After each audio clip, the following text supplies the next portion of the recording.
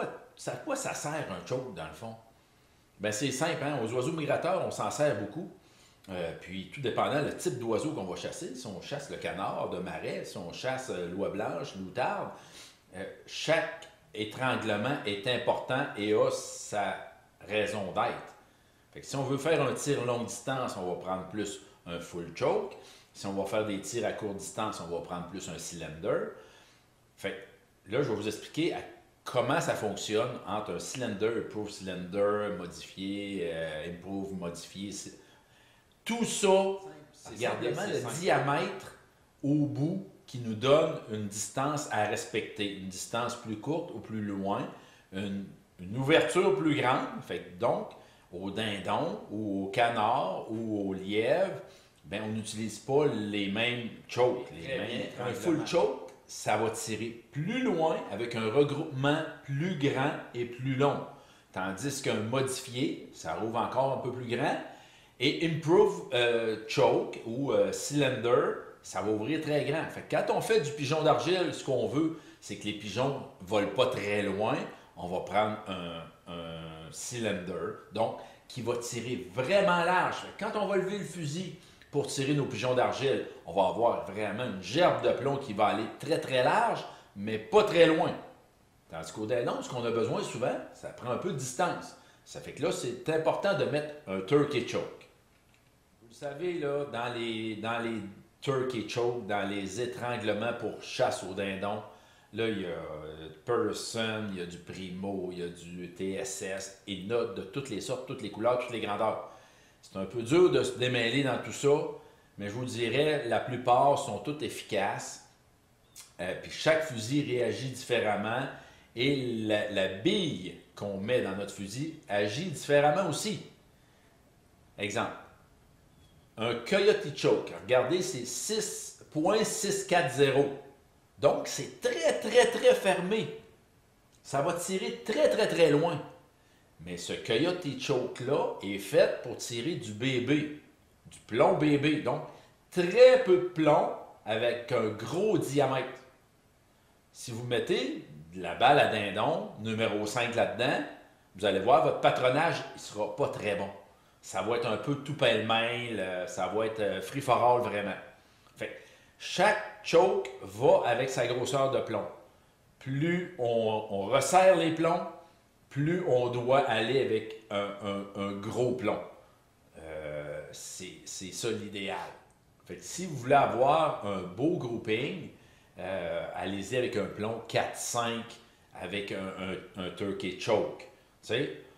Maintenant, il y a des plombs jusqu'à 7 qu'on peut avoir du 5, du 6, du 7 dans la même cartouche qui va faire toutes les distances. Mais l'idéal, c'est vraiment de tirer. L'idéal, c'est de prendre votre fusil, de vous installer une cible et de tirer. Il n'y a pas 56 solutions à ça. Regardez ce qu'on voit là, à l'écran. Tu sais, 60 verges, 40 verges. Bon, 60 verges, c'est quand même bon. Tu sais, on dit 60 verges, il y a quand même plusieurs plombs dans la cible. 40 verges, il y en a vraiment plus.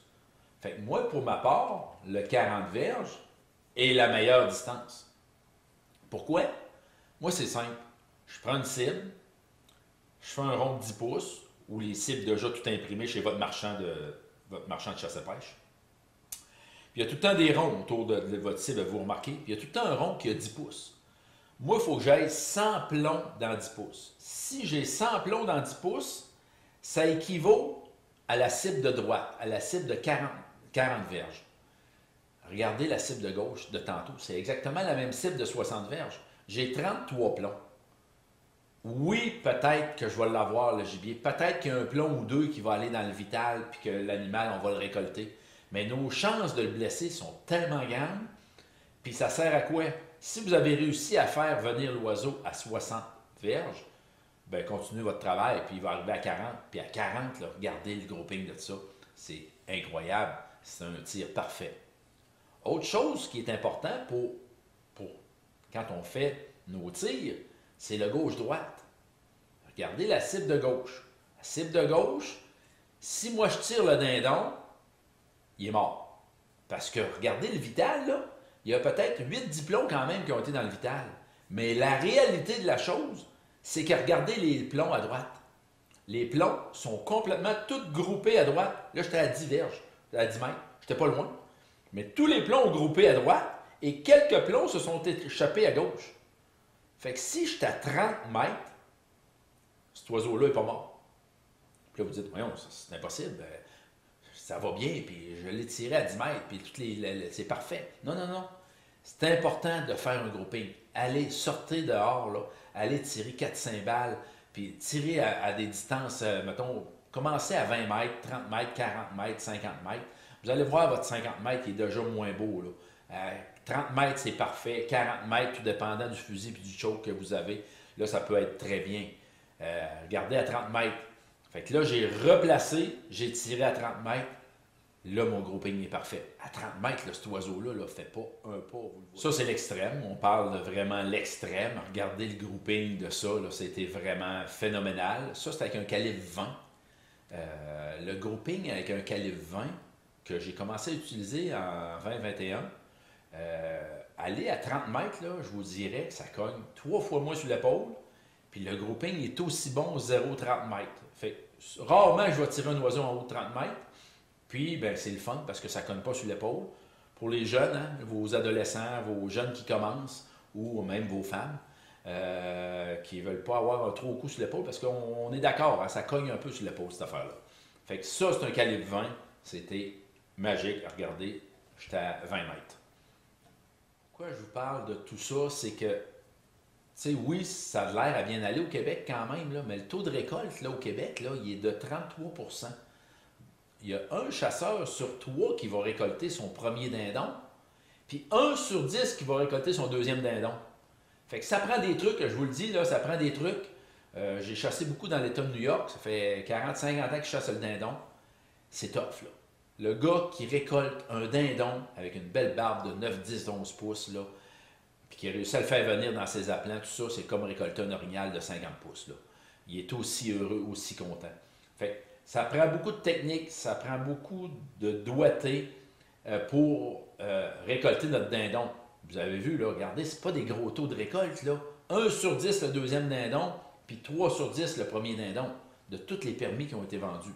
Fait, on a encore à apprendre, moi je l'apprends encore, puis vous le savez, depuis 90 que je chasse le dindon, depuis 1990, ça fait longtemps, ça fait 32 ans, ça. Ça me fait vieillir un peu.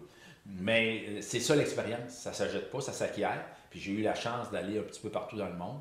Puis avec ça, ben, ce qui est cool, c'est que j'apprends. J'apprends encore, je vous l'avoue, là, j'apprends encore. Il y a des chasseurs québécois qui sont excellents, qui apprennent très rapidement. Mais avec les détails, avec les trucs que je vous donne, ben, ces gens-là vont devenir meilleurs. Puis le taux de réussite va être vraiment meilleur.